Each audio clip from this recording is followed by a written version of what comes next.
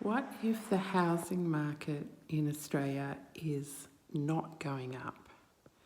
It's actually crashed and you just don't know it yet. Because if you're measuring it in fiat currency, like Australian dollars or even American dollars, then the housing market is going up and it costs a lot more to buy a house now than it did, say, 8 or 10 years ago. But, wait for it, if you're measuring it in Bitcoin, then in 2016 it cost about 627 Bitcoin to buy the average Australian home. And in 2024, that had fallen to just 4.2 Bitcoin. That's like more than a 99% drop. So that tells you how much Bitcoin has gone up, obviously. But also, if the Bitcoiners are right and that fiat currency is going to go away at some point, then it tells you that the housing market has already crashed and 99% of people just don't know it yet. Now, I'm telling you this because there's been a few changes in Bitcoin this month, July 25, that are really significant, both in America and in Australia. So this week, the Genius Act and the Clarity Act, which I'm not going to go into all of it, but they basically make it official for American banks to hold Bitcoin and to allow you to have Bitcoin. So that's passed the House in the States, and one of them, this president can just sign off on it now, the other one has to go to the Senate, but both of them, should pass into law this month. In Australia this month, the first legal case brought by a lender, Blockearner, that wanted to lend for home loans in Australia with Bitcoin-backed collateral, won a case against ASIC. So ASIC was saying, no, you can't let people borrow against their Bitcoin to buy real estate, and you have to have a financial services license if you try and do that. And Blockearner just won that case. And so now you can borrow to buy a house using your Bitcoin. So you don't have to use cash, fiat, Australian dollar money. That's going to make a big difference because when you're using fiat currency, your money is always depreciating. Like if you think about it this way as the purchasing power of $1. So if you think, say, 20 years ago, it cost, say, $300,000 to buy the average Australian house. I'm just picking that number out of the air. And then, 20 years later, it now costs $1,300,000, another $1 million, to buy that same house. It means that the amount of money the purchasing power that $300,000 used to have was one whole house, and now it's like a quarter of a house. Again, just picking the numbers out of my head.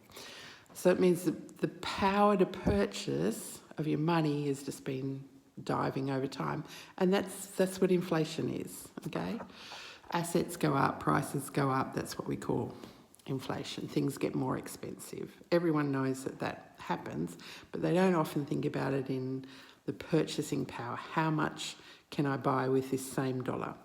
So that's been happening with fiat currency since forever, basically.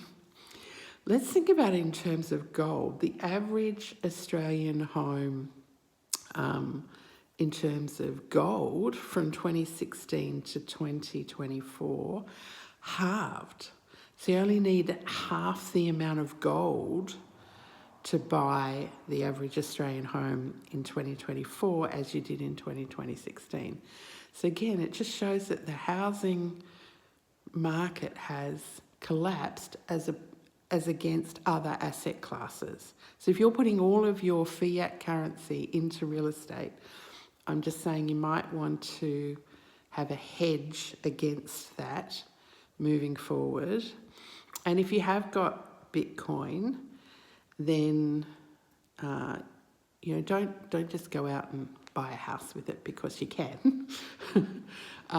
But just know that there are more options to kind of layer your wealth now. You can make those Bitcoin assets do more than one thing because you can hold them and borrow against them. But remember that Bitcoin is still really volatile, so you don't want to have a really high, this isn't financial advice, it's just general education. Everyone's different, obviously. But you wouldn't want to have, most people wouldn't want to have a really high loan to value ratio. So the platforms will give you like up to 85% just for a personal kind of loan against your Bitcoin. But even if you're borrowing to buy a house, they'll give you like maybe 50%.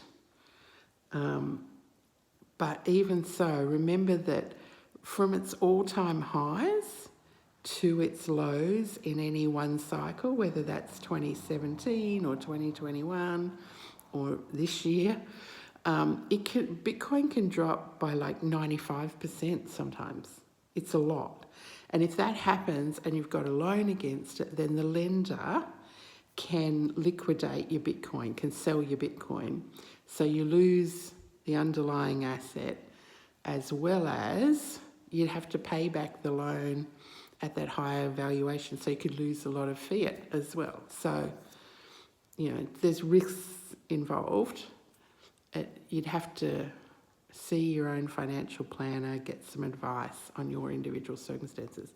But I'm just saying things are changing from this month, from July 2025, both in America and in Australia. It's getting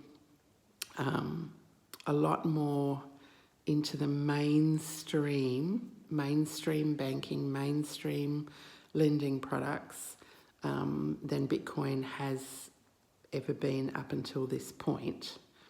And also, there's new companies that are listed on the stock exchange, in particular the NASDAQ, that are called like either Bitcoin treasury companies or Ethereum treasury companies, like MetaStrategy or what was that Shark one I saw the other day?